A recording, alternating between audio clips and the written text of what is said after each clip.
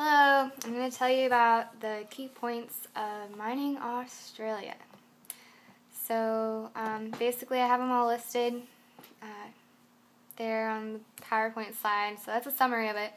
But we'll go into what mining actually means, and that means to exploit a land of its renewable and non-renewable resources by using those resources so much to where you don't give it time to renew itself, or if it's a non-renewable resource, obviously it can't. So anyways, I listed all the things that Australia has mined, and none of them are very good to be mining. And moving on to Australia's significance, and basically they're important because they're a first world country and their environment's really fragile and got really well educated people and a high standard of living, and it's really obvious that the people there have made a huge impact on Australia's environment. So we'll go ahead and go into those. First of all, the soil is really bad because Australia is so old and soil lacks nutrients, and it's really rocky and very desert-like.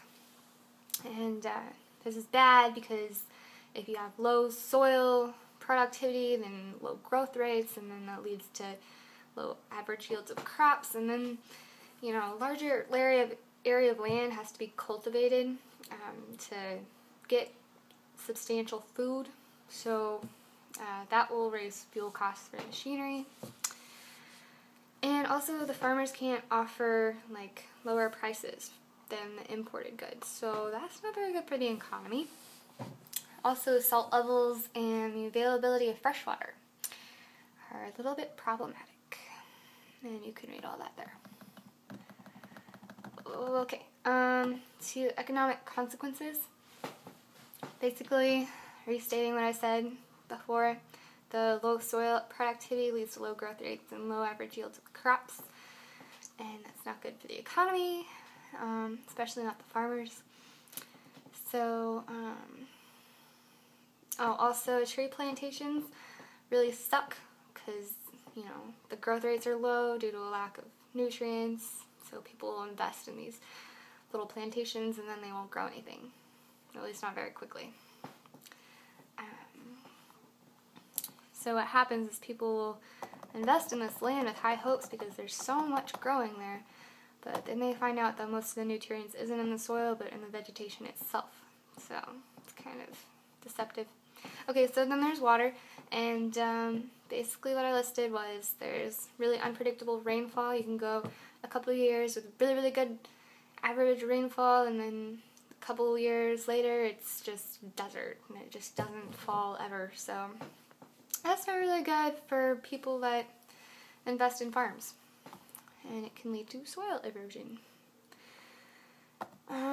Another factor is distance, and Australia is really far from its other neighboring countries, so it's really hard to maintain their first world civilization because there's a high cost of transportation for all their goods, and obviously they can't sustain themselves because all the crappy soil. So most people live in major cities to kind of keep that civilization going. Land degradation. A lot of people received government incentives to clear the native vegetation and make room for their crops, but that was really not good because it made more greenhouse gases and caused a man-made drought, which is when you clear all the vegetation, then basically you leave the soil to be exposed to the sun, and then it's really even harder and drier and awful to grow things there again. And then salinization, which is basically salt in the soil, makes it very uncomfortable for the plants to grow. So a couple of other environmental problems are listed there for you.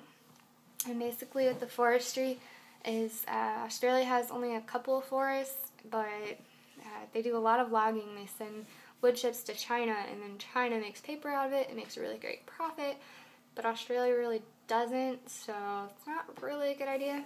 And they don't have a lot of forest to begin with, and they're starting to log their old growth forests and stuff, so it's not good. Marine fisheries have low, in the freshwater fisheries, have low productivity based on the nutrient depletion from the soil and overfishing. And then obviously there's a lack of water supply, and the rivers contain toxins and pesticides or salts that reach the urban drinking areas, so that's not exactly healthy. An alien species have become accidentally established, such as rabbits, sheep, cattle, foxes, and they transform the habitats and degrade the pasture quality. Sometimes they'll poison livestock and damage the water quality. So they kind of become pests and they trample the soil. Some signs of hope and change are listed there for you, and basically the people in power are really starting to change their minds about what's important, and they're really trying to put more of an emphasis on taking care of Australia's environment. Also, farmers want to start passing their land on to their kids, which they can't do unless they take care of their farm. So, that's about it. Have a great class.